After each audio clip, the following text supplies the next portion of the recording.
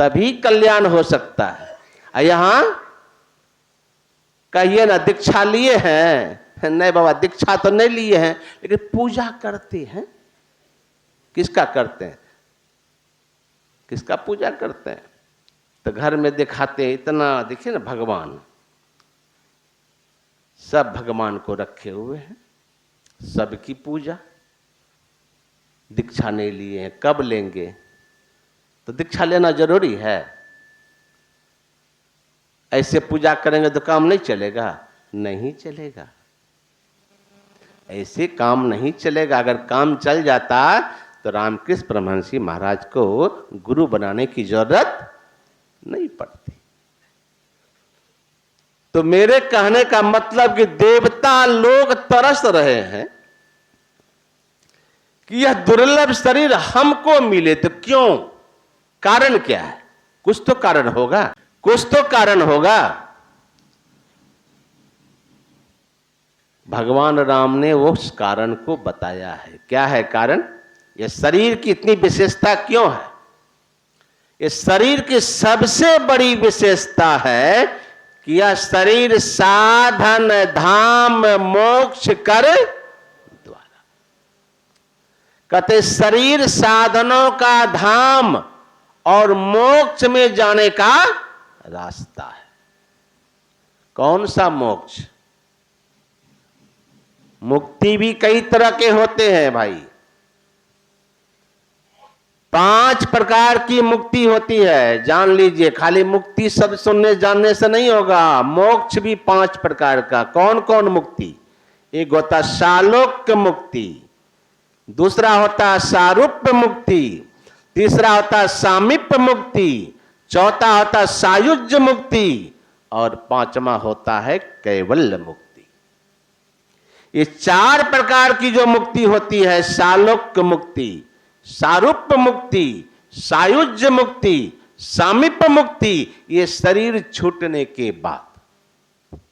और जो कैवल्य मुक्ति है वह शरीर रहते प्राप्त होता है।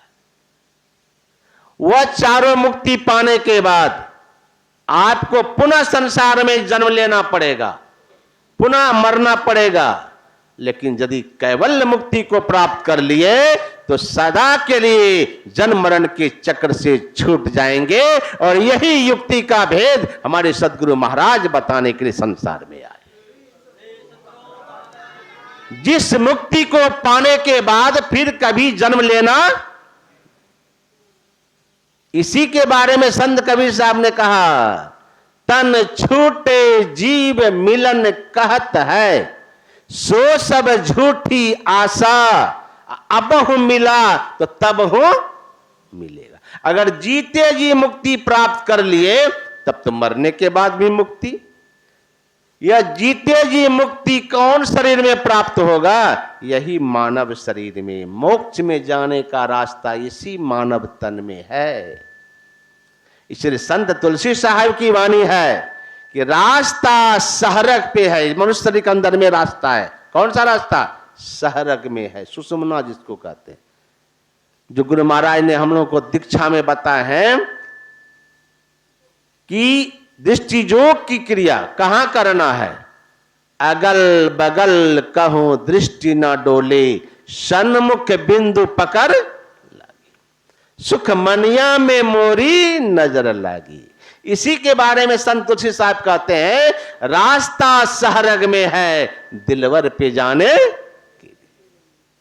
उस दिलवर पे जाने का रास्ता अगर है, उस परमात्मा तक जाने का अगर रास्ता है, इसी मानव के तन में। इसीलिए इस तन की विशेषता है भाई। अगर परमात्मा की भक्ति करते हैं तब तो ठीक, शरीर पाकर के अगर प्रभु का भजन करते हैं तब तो ठीक है, और नहीं तो फिर क्या होगा? शरीर तो छूटेगा, कहां जाएंगे? अगर भक्ति भजन नहीं करते हैं तो मर के कहां जाएंगे? किसी ने बड़ा अच्छा कहा है कि जाते नहीं दुनिया से दूर कोई चलकर, जाते नहीं दूर दुनिया में चलकर, मिलते हैं इसी दुनिया में सब कोई, कपड़े बदल बदल